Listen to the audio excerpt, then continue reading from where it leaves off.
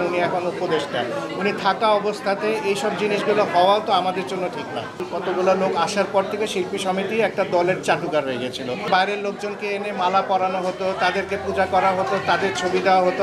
আমরা পুলিশের জন্য ফুটবল খেলেছি, চাঁদা তুলে তাদেরকে ডোনেট করেছি। ওদের জন্য গিয়ে দাঁড়িয়ে ছবি তোলা তো আমাদের কাজ না।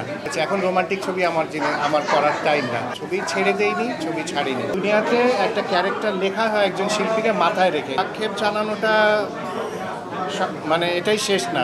ওনার কিছু করার উচিত ছিল। ওনার ইনফরমেশন ছাড়া মিডিয়ায় ওরকম জানে উনি এখন উপদেষ্টা, উনি থাকা অবস্থাতে এইসব জিনিসগুলো হওয়াও তো আমাদের জন্য ঠিক না। আমরা হয়ে গেছি কি চাটুকার হয়ে গিয়েছিলাম বেশি। শিল্পী সমিতি চাটুকার হয়ে গিয়েছিল একটা সময়। আমি বলবো না কার নাম বলবো না, ওই লোকটা, ওই কতগুলো লোক আসার পর থেকে শিল্পী সমিতি একটা দলের চাটুকার হয়ে গেছিল, ওদের মুখপাত্র হয়ে গিয়েছিল। সমিতির না, আমাদের শিল্পীদের সমিতি ছিল না তখন। সমিতিতে লোকজনকে, বাইরের লোকজনকে এনে মালা পরানো হতো, তাদেরকে পূজা করা হতো, তাদের ছবি দেওয়া হতো, আমাদেরকে নিয়ে যাওয়া হতো। ওনার সাথে দাঁড়ান, ওই সচিব আসছে, ওই পুলিশ অফিসার আসছে, ওনাদের সাথে ছবি তোলেন। এগুলো তো শিল্পীদের কাজ না। আমরা যখন শিল্পী ছিলাম, আমার বাপরা যখন ছিল, চাচারা যখন ছিল ইন্ডাস্ট্রিতে, আমরা পুলিশের জন্য ফুটবল খেলেছি, চাঁদা তুলে তাদেরকে ডোনেট করেছি। এই সমিতি আসার পরে কি হলো? ওনারা এসে আমাদেরকে ডোনেট করে, শিল্পী সমিতিকে ডোনেট করে। তো দরকার নাকি? শিল্পীরা তাদের জন্য, আমরা সেলিব্রিটি, আমি তাদের জন্য কাজ করতাম। ওদের জন্য গিয়ে দাঁড়িয়ে ছবি তোলা তো আমাদের কাজ না।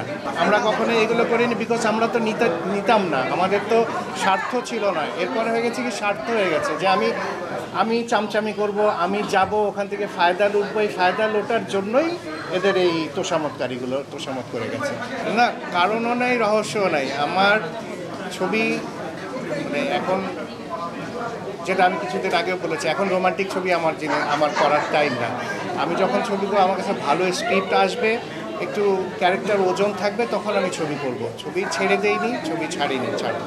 সো আমাদের দেশে দেখেন, সিনিয়র আর্টিস্টদেরকে কখনো ইউজ করা হয় না। আমাদের গল্প লেখা হয়, লেখার পরে আমরা চুজ করি, আচ্ছা এই ক্যারেক্টারে ওকে দরকার, এরকম না। আমার গল্প লেখা হয়, ধরে আনো কাকে, বাপ্পাকে পেলো না, আচ্ছা অমিতকে নাও, অমিতকে পেলো না, আচ্ছা ওকে নাও, ওকে না পেলে তাকে নাও। কিন্তু দুনিয়াতে একটা ক্যারেক্টার লেখা হয় একজন শিল্পীকে মাথায় রেখে, যে এই ক্যারেক্টারটা ওই শিল্পী করবে। আমাদের এখানে হয় না বলে হয়তো আমার কাছে আসলে আমি করি না, আমার বদলে আপনি করবেন, আপনি না করলে উনি করবেন, এইভাবেই হয়। না, আমি কতটুকু পারবো, আমার ক্যারেক্টার আমি কতটুকু ফোটাতে পারবো, আমার ক্যাপাবিলিটি কত, এটার উপর ডিপেন্ড করে কিন্তু ক্যারেক্টার লেখাও হয় না, স্ক্রিপ্টও লেখা হয় না। কেমন ধরনের পেয়েছিলাম এটা তো বলা যাবে না। যেটা আমি করতে চাই সেটা পাইনি, সোজা কথা। না, আমি এই কাউকে ছোট করতে চাই না, কারোর নাম উল্লেখ করতে চাই না, বা কিছু করতে চাই না। আমার পছন্দ মতো আসে নাই, আমি তাই করিনি। ভাই, এটা তো বলতে বলতে পাগল হয়ে গেছে, আমি বুড়া হয়ে গেছি এটা বলতে বলতে। আর কত মজা করে বলবো, আমি এফডিসির সামনে ঘুরছিলাম, হঠাৎ আমাকে আব্বা বললে আয় শুটিং করবি, আমি শুটিংয়ে চলে আসলাম, চাপা টাকার বিক্রি হয়ে গেলাম।